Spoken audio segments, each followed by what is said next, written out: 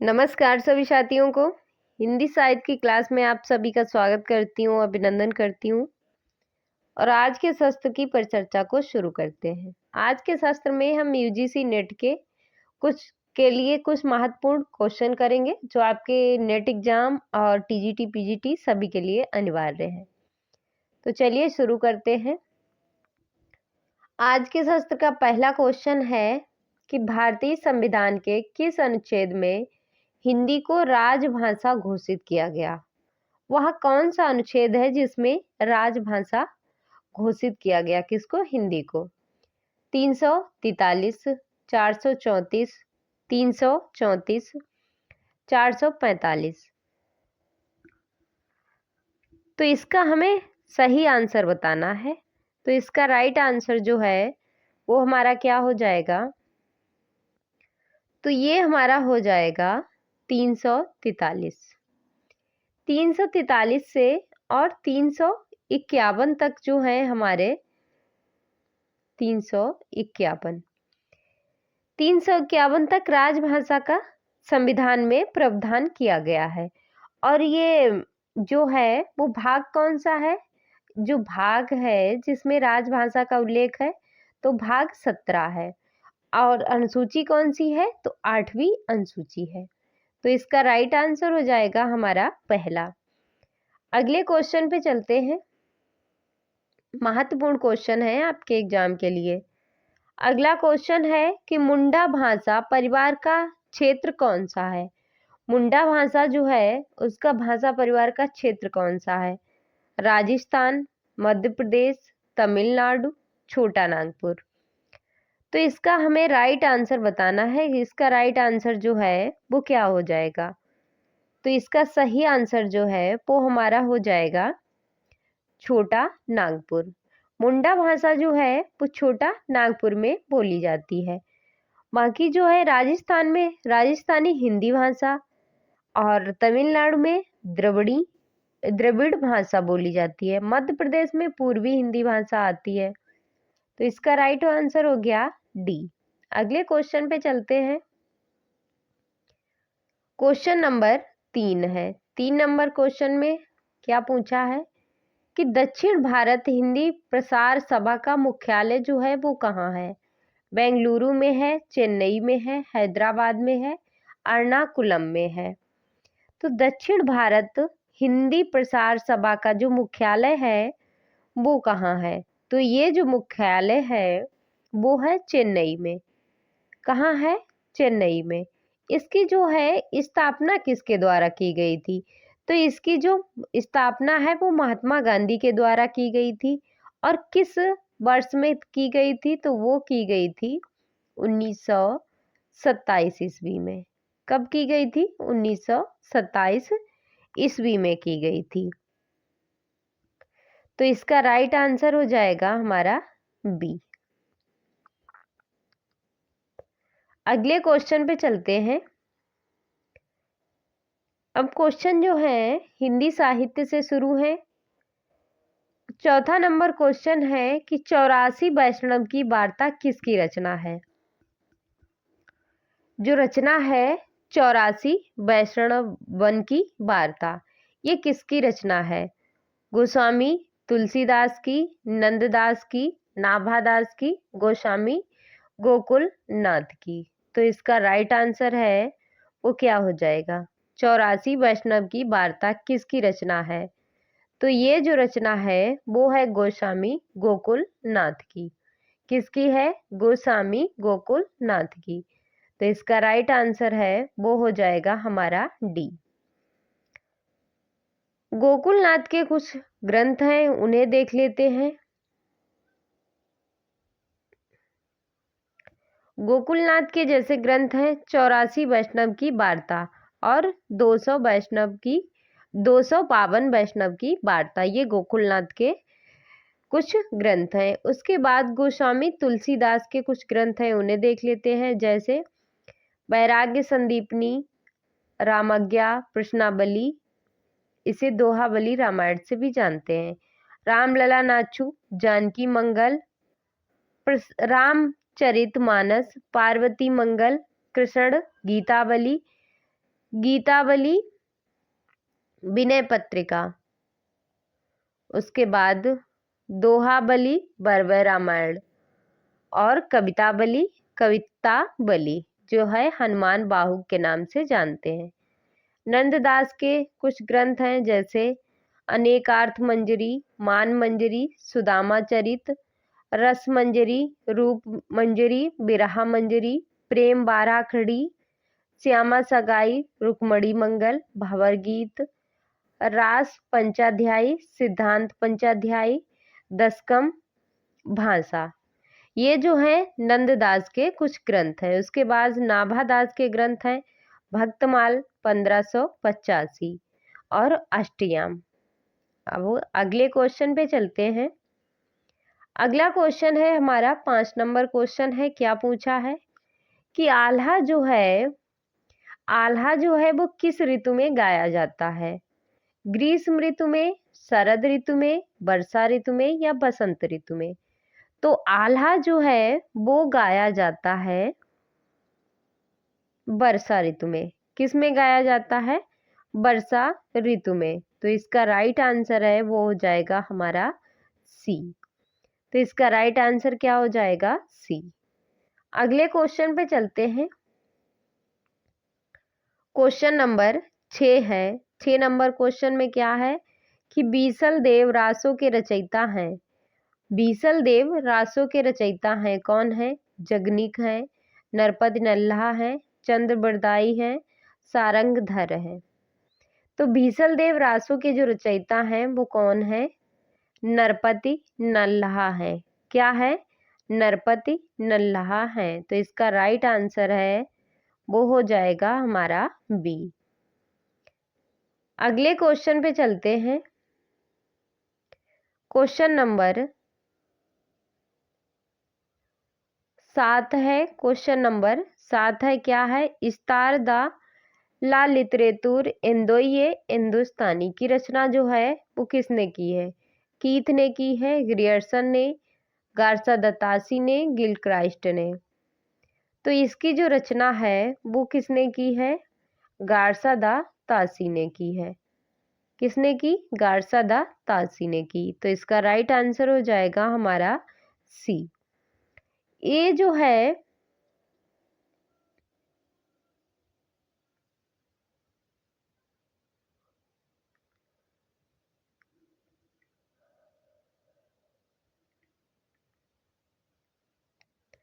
अगले क्वेश्चन पे चलते हैं। क्या है हमारा अगला क्वेश्चन?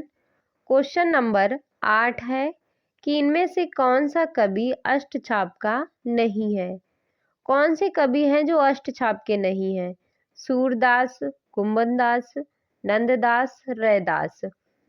तो इसमें जो अष्टछाप के कवि नहीं है वो है रैदास। कौन है? रैदास। तो इसका राइट आंसर हो जाएगा हमारा डी। अगले क्वेश्चन पे चलते हैं। अष्टछाप के कवि हैं इन्हें देख लेते हैं। तो 4 जो कवि हैं वो किसके हैं? वल्लभाचार्य के। और 4 जो हैं वो विट्ठलनाथ के हैं। तो कुंभनदास, सूरदास, परमानंद दास, कृष्णदास, ये जो हैं वल्लभाचार्य के गुरु हैं। इनका आप जन्म वर्ष देख लीजिएगा और जन्म स्थान। उसके बाद विट्ठलनाथ के कौन से गुरु हैं? विट्ठलनाथ के कौन से कवि हैं? तो विट्ठलनाथ के हैं गोविंद स्वामी, चित स्वामी, चतुर्बुद्धदास, नंददास। तो इसका राइट आंसर क्या होगा?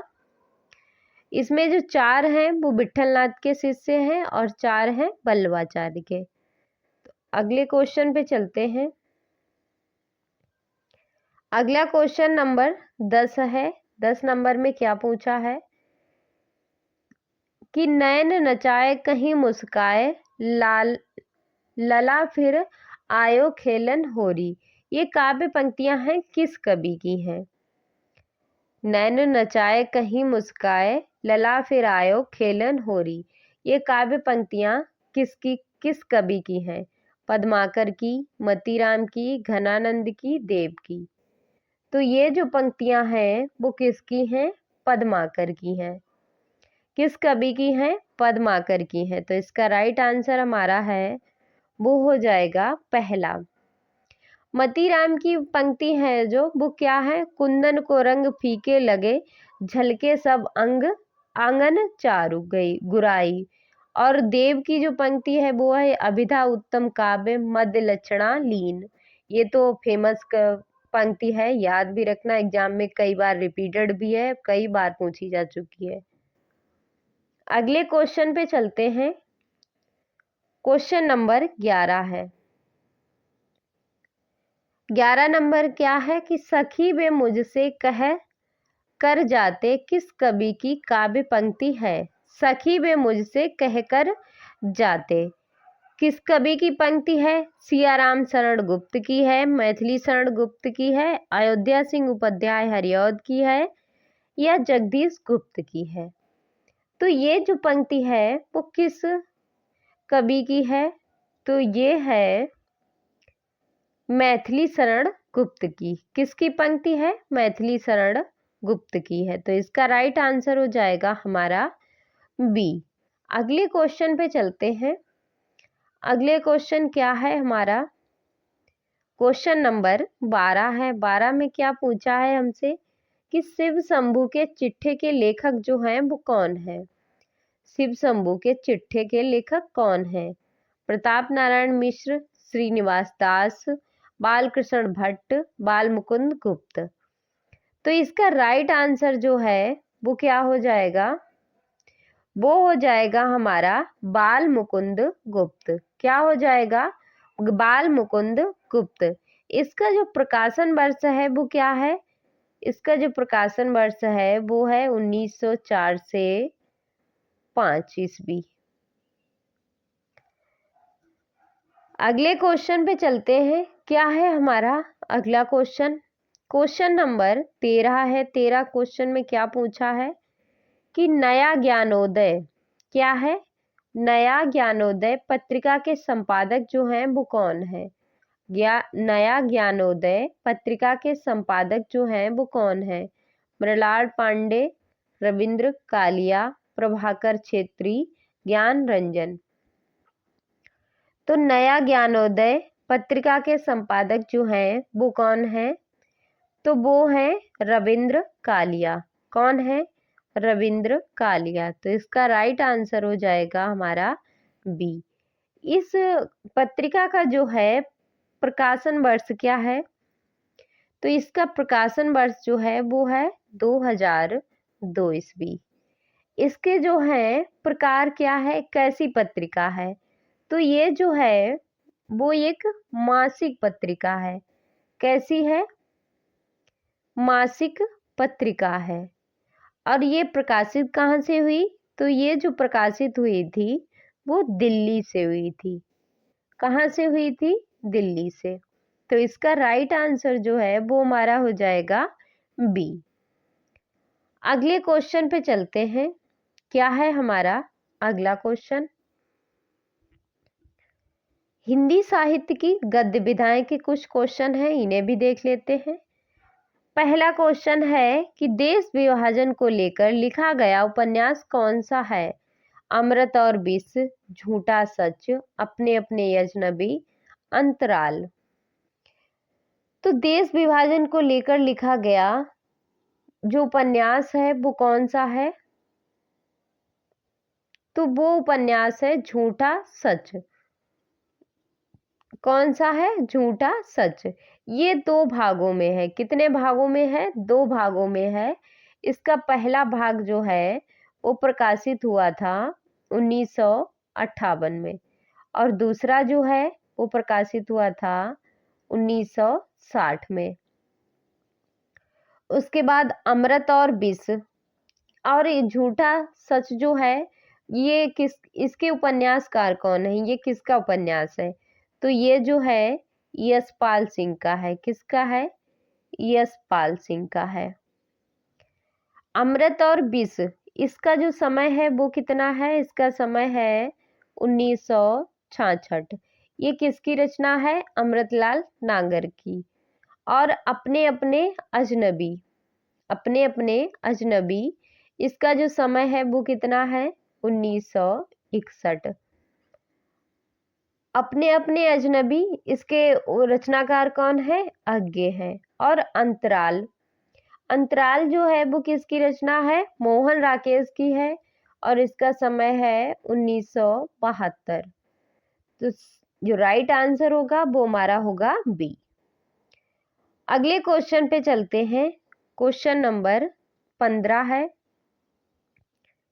15 में क्या पूछा है कि धातुसेन प्रसाद के किस नाटक का पात्र है? धातुसेन जो है जो जयशंकर प्रसाद के नाटक हैं, तो उन नाटकों में से किसका पात्र है? राजश्री का, चंद्रगुप्त का, ध्रुव स्वामिनी का, स्कंदगुप्त का? तो इसका जो राइट आंसर है वो हमारा हो जाएगा स्कंदगुप्त का। धातुसेन जो है वो स्कंदगुप्त का पात्र है। और जो है कि स्कंदगुप्त के प्रकाशन वर्ष क्या है? इसका प्रकाशन वर्ष जो है वो है 1928। राजश्री जो है इसका समय क्या है? तो इसका समय है 1915। क्या है? 1915। ध्रुव स्वामिनी जो है इसका समय क्या है? तो इसका समय है 1933। और चंद्रगुप्त का समय क्या है? 1931। इसके पात्र भी बहुत ज्यादा हैं स्कंदगुप्त में। धातुसेन, पुरुगुप्त, अंतःदेवी, देवसेना, विजया, भट्टारक, वधु वर्मा, ये जो है स्कंदगुप्त के पात्र हैं। राजश्री में राजश्री और चंद्रगुप्त में जो पात्र हैं Chanakya, Sakatar, Sinharan, Seleucus, Cornelia, Kalyani, Alice, Mallika, Alka, Suvasini, Ambhik, Rakshas, ये चंद्रगुप्त नाटक के पात्र हैं। और ध्रुव स्वामिनी में चंद्रगुप्त, रामगुप्त, शिखर स्वामी, ध्रुव स्वामिनी। तो इसका राइट आंसर हो गया डी। अगले क्वेश्चन पे चलते हैं। ये रही इस क्वेश्चन की व्याख्या। आप लोग खुद से भी देख सकते हैं कि स्कंदगुप्त 1928, धातुसेन, पुरुगुप्त, अंतःदेवी, देवसेना, विजया, भट्टारक, बंधु वर्मा, राजश्री 1915, राजश्री, चंद्रगुप्त। राजश्री में और भी पात्र हैं लेकिन यहाँ पे सिर्फ राजश्री को दिया गया है। 1931 है चंद्रगुप्त, इसके पात्र हैं ये सभी। ध्रुव स्वामिनी 1933, ये इसके पात्र। अगला क्वेश्चन है कि निम्नलिखित रचनाओं में से कौन सा यात्रा वृतांत है? जो इसमें है कि कौन सा है जो यात्रा वृतांत है? चीड़ों पर चांदनी, भूले बिसरे चित्र, अपनी खबर, पथ के साथी। तो इसका राइट आंसर जो है वो क्या हो जाएगा? यात्रा वृतांत कौन सा है इसमें? तो वो है चीड़ों पर चांदनी। ये है यात्रा वृतांत। इसके रचनाकार कौन है? इसके रचनाकार हैं निर्मल वर्मा। कौन है? निर्मल वर्मा। इसका जो समय है वो क्या है? इसका समय है 1964 प्रकाशन वर्ष। उसके बाद अपनी खबर। अपनी खबर के रचनाकार कौन है? बेचन शर्मा उग्र। इसका जो समय है वो है 1960। ये क्या है? ये आत्मकथा है। और भूले बिसरे चित्र महादेवी वर्मा का संस्मरण है। सॉरी, भगवती चरण वर्मा का उपन्यास है भूले बिसरे चित्र। भगवती चरण वर्मा का उपन्यास है। इसका समय जो है वो क्या है? 1956। ये जो है पथ के साथी, ये महादेवी वर्मा का संस्मरण है 1900। अरे, इसका जो है 1959 है भूले बिसरे चित्र का, और इसका है 1956। राइट आंसर होगा वो होगा पहला। अगले क्वेश्चन पे चलते हैं। अब कुछ क्वेश्चन जो है काव्य शास्त्र एवं आलोचना से हैं। तो पहला क्वेश्चन है काव्य शास्त्र से कि अपभ्रंश शब्द का प्रयोग सर्वप्रथम जो है वो किसने किया है? भरत मुनि ने, पतंजलि ने, राजशेखर ने, भामा ने। तो अपभ्रंश का शब्द का प्रयोग जो है वो किसने किया है? तो ये किया है भामा ने। किसने किया है? भामा ने। तो इसका राइट आंसर हो जाएगा हमारा डी। अगले क्वेश्चन पे चलते हैं। क्वेश्चन नंबर 18 है। 18 में क्या पूछा है कि व्यंजना शक्ति का कार्य क्या है? व्यंजना शक्ति का कार्य क्या है? मूल अर्थ को व्यस्त करना, प्रयोजन को व्यस्त करना, मुख्यार्थ की व्याख्या करना, मुख्यार्थ में छिपे आकथित अर्थ को व्यक्त करना। तो व्यंजना शक्ति का कार्य क्या है? तो व्यंजना शक्ति का जो कार्य है वो क्या है? मुख्यार्थ में छिपे आकथित अर्थ को व्यक्त करना। तो इसका राइट आंसर है वो हो जाएगा डी। अगले क्वेश्चन पे चलते हैं। अगला क्वेश्चन है कि विखंडनवाद के प्रवर्तक कौन है? विखंडनवाद के जो प्रवर्तक हैं वो कौन है? देरिदा हैं, लिविस हैं, युकोयामा है, ग्राम्सी हैं। तो विखंडनवाद के जो प्रवर्तक हैं वो कौन है? तो विखंडनवाद के जो प्रवर्तक हैं वो हैं देरिदा। कौन है? देरिदा। तो इसका राइट आंसर हो जाएगा हमारा पहला। अगले क्वेश्चन पे चलते हैं। क्वेश्चन नंबर 20 है। 20 तक ही आज का लास्ट क्वेश्चन रहेगा। 20 तक ही क्वेश्चन करेंगे, बाकी जो 20 क्वेश्चन बचे हुए हैं वो नेक्स्ट सत्र में रखेंगे। काव्य में निर्वैयक्तिकता के सिद्धांत की स्थापना किसने की है? काव्य में जो है निर्वैयक्तिकता के सिद्धांत की स्थापना किसने की है? कालरिज ने की, मैथ्यू अर्नाल्ड ने की, टी.एस. इलियट ने की, आई.ए. रिचर्ड ने की। तो इसका राइट आंसर जो है वो क्या है? तो इसका राइट आंसर जो है वो हो जाएगा टी.एस. इलियट ने की। किसने? टी.एस. इलियट ने। तो इसका राइट आंसर जो है वो हमारा हो जाएगा सी। तो आज के सत्र को फिर यहीं पे समाप्त करते हैं और आप लोगों से निवेदन है कि वीडियो को लाइक, शेयर एंड चैनल को सब्सक्राइब अवश्य करें। और महत्वपूर्ण क्वेश्चन है, ये एक जो सीरीज चल रही है केबीएस के जीके जीएस की, जनरल अवेयरनेस की, उसमें भी महत्वपूर्ण क्वेश्चन और थ्योरी दोनों चीजें रहती हैं।